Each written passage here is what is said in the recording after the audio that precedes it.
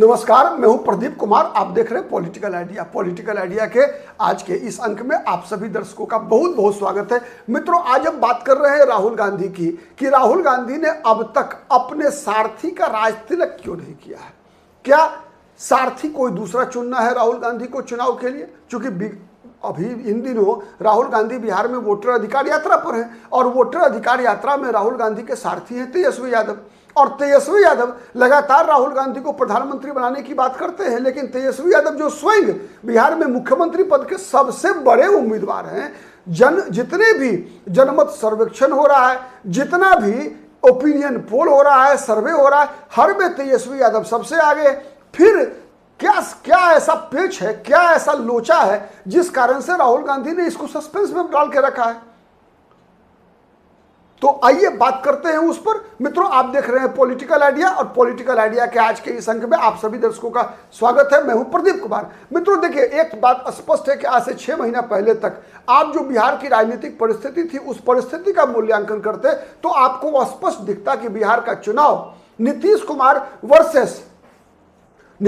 Versus Tejashwi Yadav होने जा रहा था। और यदि चुनाव, सबसे पहला बात, मैं कई मुद्दे हैं जिस बात को पूरा देखेंगे वीडियो तो समझ पाएंगे आप। आज से 6 महीने पहले तक, जनवरी से पहले आप मतलब राहुल गांधी की बिहार चुनाव में जो राहुल गांधी का एक जो किलिंग इंस्टिंक्ट लेकर राहुल गांधी आए हैं, उससे पहले देखिए आप क्या स्थिति थी कि बिहार में चुनाव नीतीश कुमार वर्सेस तेजस्वी यादव होने जा रहा था। और इतना याद रख लीजिए, 20 वर्ष हो गए नीतीश कुमार वर्सेस लालू परिवार जब जब चुनाव होता रहा है, नीतीश कुमार 20 परे हैं। क्यों परे हैं 20? उसके 3-4 प्रमुख कारण हैं।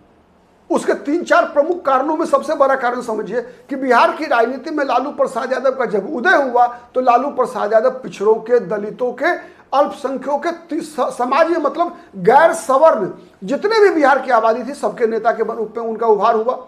फिर घटते घटते क्या हुआ, पहले वो मतलब सबसे पहले उनसे छिटका दलित समाज, फिर छिटका गैर यादव पिछड़ा छिटका। आपको दलित समाज वाला बात याद मैं कराऊंगा आपको। रमई राम को शंकराचार्य बनाकर जिस प्रकार से उन दिनों उपयोग किया गया। कमल पासवान आरजेडी के प्रदेश अध्यक्ष हुए थे जनता दल के, लालू यादव राष्ट्रीय अध्यक्ष तक हो गए थे जनता दल के, आपको याद होगा, ठीक है। तो रमई राम, कमल पासवान, रामविलास पासवान के साथ उन दिनों उनकी दूरी बहुत बढ़ गई थी।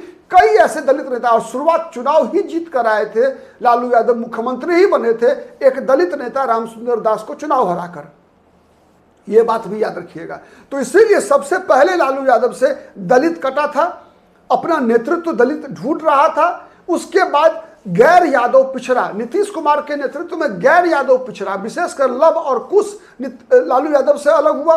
वैश्य वर्ग वैसे ही बीजेपी के साथ माने जाते थे, पहले से थे, ठीक है। इसके अलावा फिर धीरे धीरे जब नीतीश कुमार मुख्यमंत्री बने तो बारी बारी से और सब जितने भी लालू विरोधी मतलब यादव और मुसलमान, केवल एक समय आया 2002 के आसपास कि लालू यादव के साथ केवल और केवल MY बच गए, ठीक है।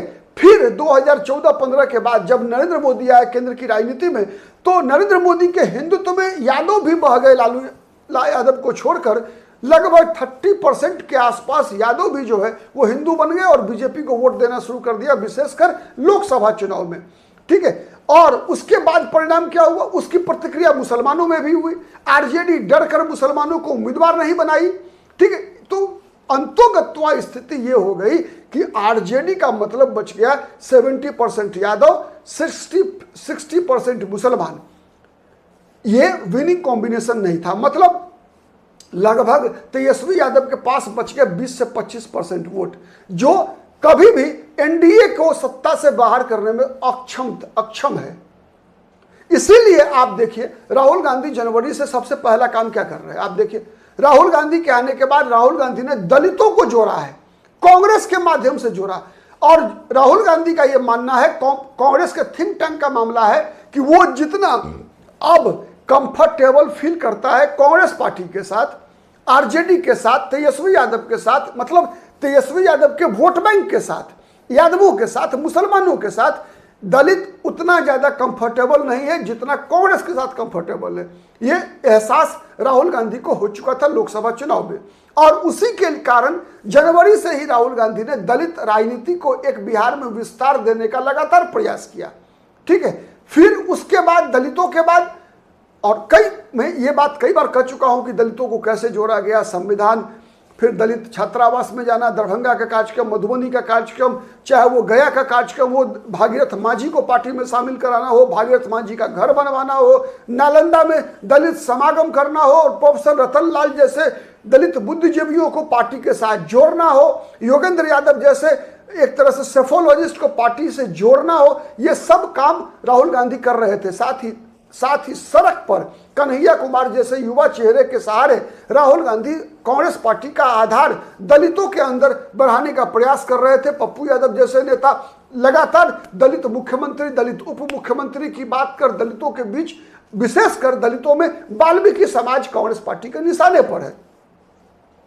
ठीक है, तो इस प्रकार से राहुल गांधी जिस प्रकार का प्रयास लगातार कर रहे हैं, और साथ ही एक बात और याद रखने की आवश्यकता है कि मुसलमान आरजेडी से दूर हुए, तेजस्वी यादव से दूर हुए हैं, लेकिन राहुल गांधी से दूर नहीं हुए। जैसे जैसे तेजस्वी और आरजेडी से दूर होते गए, वैसे वैसे बिहार की राजनीति में मुस्लिम मतदाता कांग्रेस के नजदीक आते गए हैं। इसीलिए जब राहुल गांधी ने वोटर अधिकार यात्रा की योजना बनी, तो फिर अपने साथ तेजस्वी यादव को रखना तय किया। और अब देख लीजिए जिस प्रकार से एक ही मंच से राहुल गांधी और तेजस्वी यादव का अभियान चल रहा है, तो जिन वर्गों के बीच तेजस्वी यादव की मतलब स्वीकार्यता घट रही थी, दलितों के बीच, मुसलमानों के बीच, अति पिछड़ों के बीच, तो राहुल गांधी के साथ जब तेजस्वी यादव घूम रहे हैं, तो उन समाज के बीच दोबारा से तेजस्वी यादव की स्वीकार्यता धीरे धीरे बढ़ती जा रही है। चाहे आप मुंगेर का देख लीजिए, विजुअल देखिए आप राहुल गांधी की यात्रा का, जब राहुल गांधी के साथ तेजस्वी यादव चल रहे हैं, तो मतलब राहुल गांधी आगे, तेजस्वी यादव पीछे हैं। और इस कारण से भरोसा जो होता है दलितों का, मुसलमानों का, वो बिहार में जो विपक्ष है, जो महागठबंधन है, उसके प्रति अब पहले की तुलना में ज्यादा बढ़ता हुआ दिखेगा आपको। और यही शायद कांग्रेस की योजना है।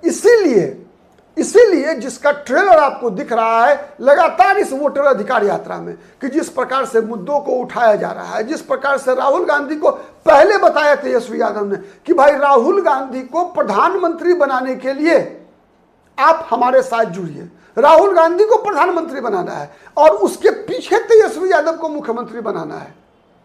यह है एक प्रकार से आप कह सकते हैं तेजस्वी यादव के अब तक मुख्यमंत्री पद के उम्मीदवारी की जो घोषणा नहीं हुई है, उसके पीछे का यह समीकरण है कि सबसे पहले तेजस्वी यादव से जो सामाजिक समूह, जो सामाजिक समीकरण लगातार घटता जा रहा था, जो कटता जा रहा है, उनको आरजेडी के जो बेस वोट है उसके साथ पहले कंफर्टेबल फील कराना। आज क्या स्थिति है बिहार में कि नीतीश कुमार के शासन में आने के बाद से लगातार जिन वर्गों को राहुल गांधी जोड़ने का प्रयास कर रहे हैं, वो वर्ग नीतीश कुमार और नीतीश कुमार के वोट बैंक के नजदीक जाकर ज्यादा कंफर्टेबल महसूस करता है बनस्पत तेजस्वी यादव के वोट बैंक के साथ रहने पे।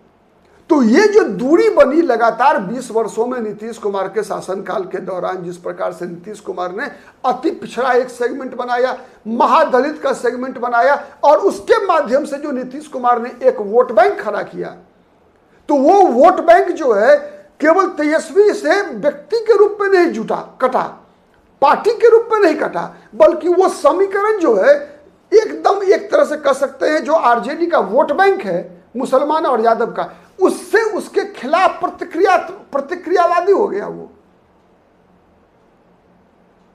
और इसी दूरी को राहुल गांधी मिटाने के लिए लगातार जो प्रयास कर रहे हैं, उस प्रयास का यही सबसे बड़ा सस्पेंस है और यही एक ट्रेलर है जो आपको दिखेगा। कुछ दिन के अंदर आप देखेंगे बहुत जल्द तेजस्वी यादव के मुख्यमंत्री पद की उम्मीदवारी की घोषणा हो जाएगी और तब तेजस्वी यादव ज्यादा स्वीकार्य होंगे मुझे यही लग रहा है कि इसका मकसद यही है।